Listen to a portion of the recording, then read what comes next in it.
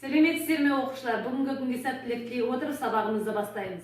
Бүгінгі сабағымыздың тақырыбы операциялық жүйелер және операциялық жүйе түрлері. Бүгінгі сабақта сіздер операциялық жүйенің түрлерімен және жұмыс істеу барысымен танысатын боласыздар. Назарларыңыз менде және экранда болсын. Ең алдымен операциялық жүйе ұғымына тоқталайық.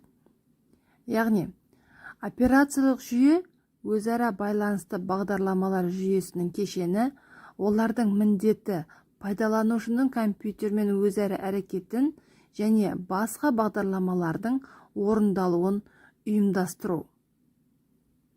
Операциялық жүйе әдетте компьютердің сыртқы жады дискіде сақталады. Компьютерді қосқан кезде ол дискілік жадтан оқылып, жедел жадқа орналасады. Бұл процесс операциялық жүйенің жүктемесі деп аталады. Операциялық жүйе қызмет көрсететін, бір мезетте өңделетін міндеттердің және пайдаланушылардың санына қарай операциялық жүйенің негізгі 4 класы болады. Бір пайдаланушыға арналған бір міндетті, ол бір пернетақтаға қосылып, дәл сол уақытта бір міндетпен ғана жұмыс жасалынады. Аялы мөрі бар бір пайдаланушыға арналған бір міндетті. Бұл негізгі міндетпен қатар тағы да бір ақпаратты басып шығаруға бағдарланған қосымша тапсырманы іске қосады.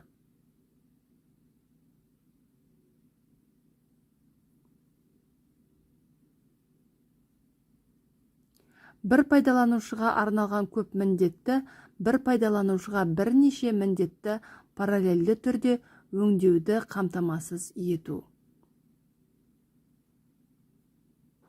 Яғни бір компьютерге бірнеше принтерлерді қосып жалғап жұмыс жасауға болады. Одан кейін көп пайдаланушыға арналған көп міндетті бір компьютерге бірнеше пайдаланушымен бірнеше міндетті қосуға мүмкіндік береді.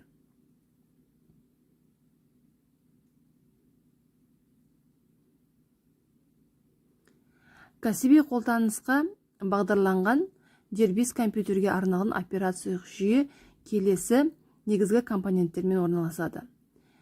Енгізу, шығару, басқару бағдарламасы, файлдық жүйемен компьютерге арналған жоспарлы міндеттерді басқаратын бағдарламалар, командалық тілдің процессоры операциялық жүйеге жіберілген командаларды қабылдап, сараптап орындайды.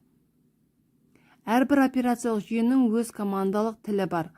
Ол пайдаланушының қандай да бір әрекетті орындауына мүмкіндік береді.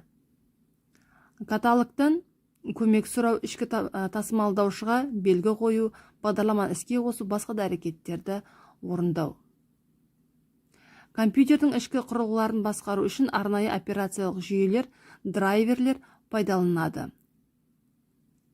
Стандартты құрылғылардың драйверлері жинақтала келе енгізу шығарудың BIOS базалық жүйесін құрайды. Ол әдетте компьютердің жедел есте сақтау құрылғысында енгізіледі.